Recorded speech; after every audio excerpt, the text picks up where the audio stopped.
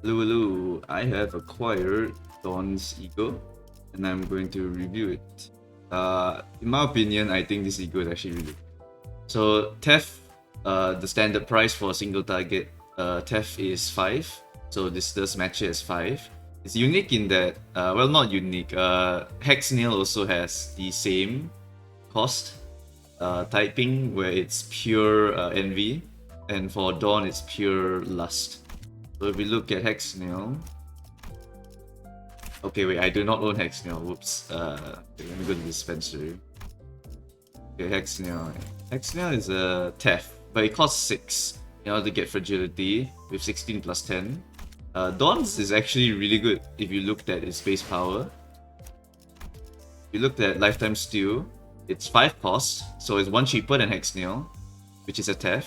Of course, you don't get things like fragility, which I think is why it costs 6 in the first place. But this ego is good because it costs 5 here, and it has 21 plus 4. That's a pretty good base power. And this plus 4 doesn't really matter because with 21 base power, you're winning most of the time. If you apply this onto any enemies that are weak to Blunt or Lust, you will get pretty high value from this. Before attack, you boost the damage based on the current Lust resources up to 50%. I do not know the... Okay, so this actually doesn't consume your resource. It's just how much Lust have you accumulated up to that point. I do not know the exact numbers yet. I'm discussing with some of the other theory crafters and data miners on what the actual formula is for this one. But 50% on 21 plus 4, 50% on 25 is pretty significant, especially if the guy is staggered, then that's a bunch of damage. Furthermore, they added inflict plus 3 burn count. So Dawn gets another burn count, but it's plus 3, which is pretty significant. Because burn is at the end of turn, you reduce by 1. So plus 3 means you get 3 turns of burn. So you really don't need that much burn count. So it's actually a really good ego for burn. The funny thing is that Dawn doesn't have a burn ID. So I do not know why they are still doing this, where the burn IDs and egos aren't like on the same character. Like 4th match flame on Isang, but there's no Liu for him. Or Gregor not having a single burn ego, even though he has Liu Gregor. It's a bit weird. But this is actually a pretty solid amount of burn count, because with plus 3, that's basically 3 turns of burn. That's a pretty long time. It's not like Bleed where it's every attack gets consumed. This one is every turn, so you don't need that much burn count. And plus 3 burn count does mean that you are helping to stack up for your Liu synergies in the future. So maybe Dawn will be getting a burn ID to supplement this, or maybe you will bring Dawn as a support unit who could apply more burn count for the Liu gang. So looking at the base already, it looks really good. Then I like the corrosion, and it's like, okay, that's looking pretty good actually. So now you are boosting the damage based on current lust resource, and then you spend it by lust resonance, which further boosts damage by 10%. Once again, need to check the math, but this sounds really spicy on this really high base power. The indiscriminate isn't even that bad because bosses usually have a lot of HP. So if you corrode this, it's actually fine, and if you overclock it, it's also fine because the boss is really. I actually know if you overclock, it doesn't matter because this part doesn't happen.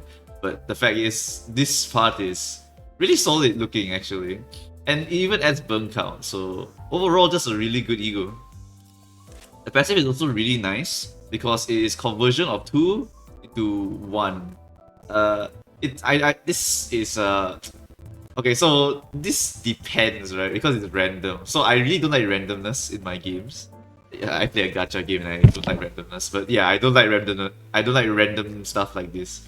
But if let's say you're making very little gloom because you're using a base ID team that really doesn't have a lot of gloom, right? So I'm speaking from my experience. Then if you accidentally hit the gloom, right, you're gonna feel super bad.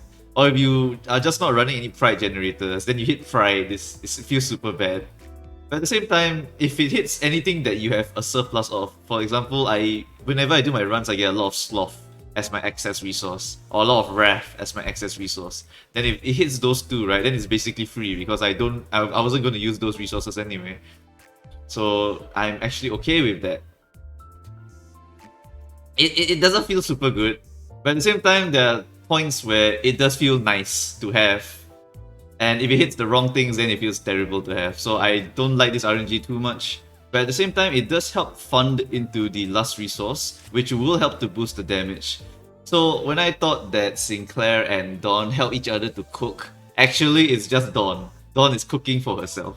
So when Dawn activates this passive one time, she is cooking for her activation in the future. The bad news is that she is consuming her lust resources, so I do not know the threshold that you need for the lust resources to get the maximum damage boost. If it's something like you need maybe 15 lust resources, and then you consume 5, and then you and then before the attack. So does that mean like I have consumed the resource already? Or is it I have not consumed the resource yet? So if I have 15 resources, will it be counted as 15 or will it be counted as 10 after I spend this ego? Before the damage calculated. So all these things need to be cleared up first, but this ego looks really spicy. Even if you don't care about the damage too much, the base is already really good. It's like a 2 Paphos Maphos, except 2 Paphos is 20 instead of 21. And this one is Blood.